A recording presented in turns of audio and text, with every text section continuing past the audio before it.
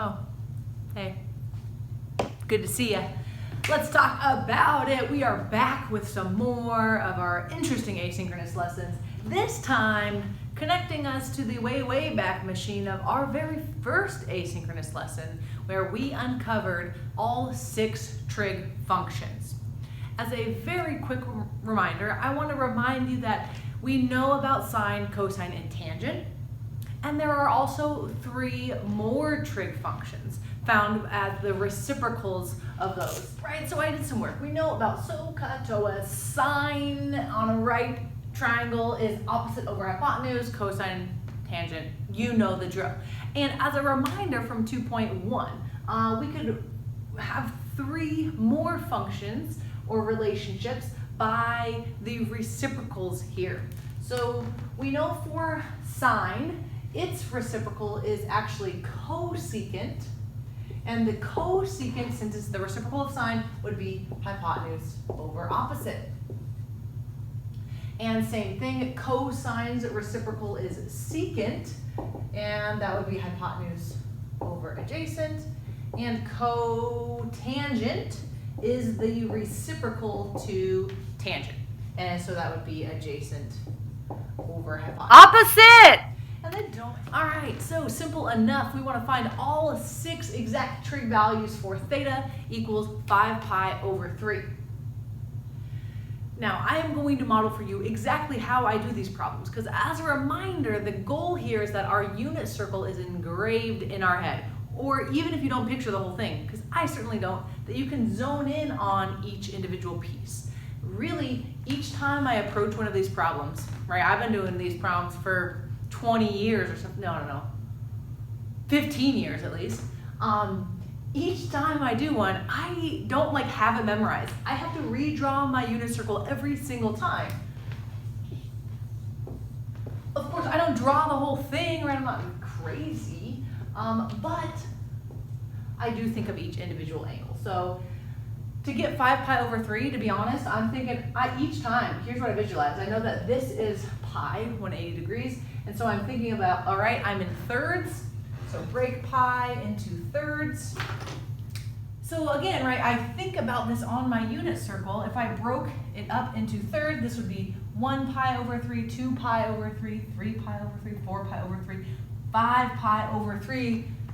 And I could see that it would be pi over 3 away from this 0.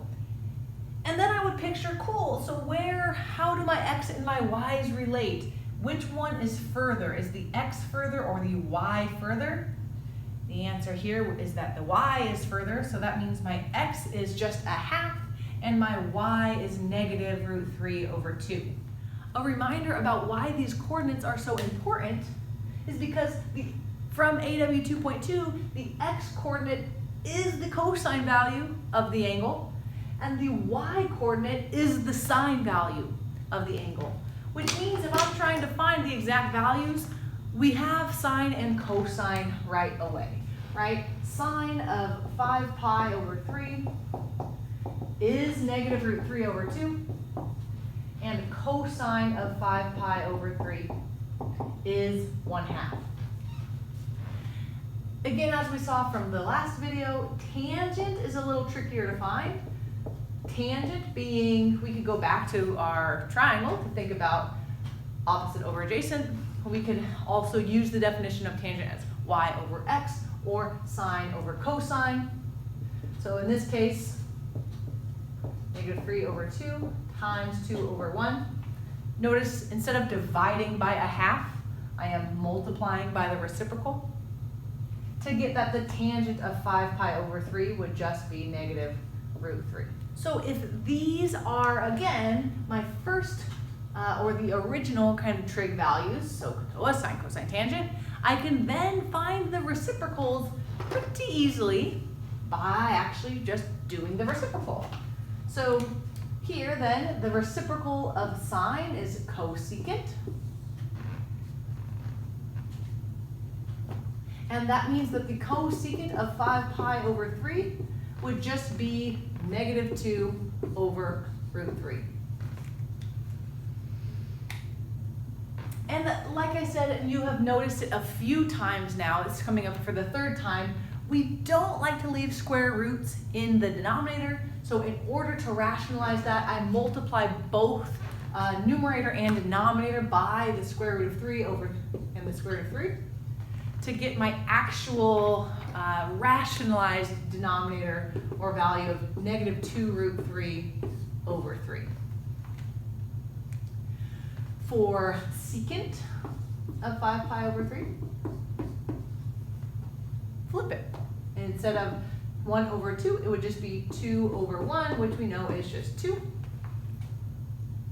And for the cotangent of 5 pi over 3, it's just the reciprocal here. This essentially was negative root 3 over 1. So now it is negative 1 over root 3. But of course, we need to rationalize, so I multiply by the square root of 3 to undo it there in the denominator and end up with negative root 3 over 3. So really that's it. We have found all 6 trig functions. We found them as exact values by using the coordinates from our unit circle. Going to keep it short today and jump to your asynchronous assignment. Alrighty, so I would like you to do 2 problems, one in radians, one in degrees, finding all 6 trig values for each angle measure. Okay, so one for 11 pi over 6, one for 135 degrees. Good luck. Come to office hours if you need it. Look forward to seeing your work. Bye.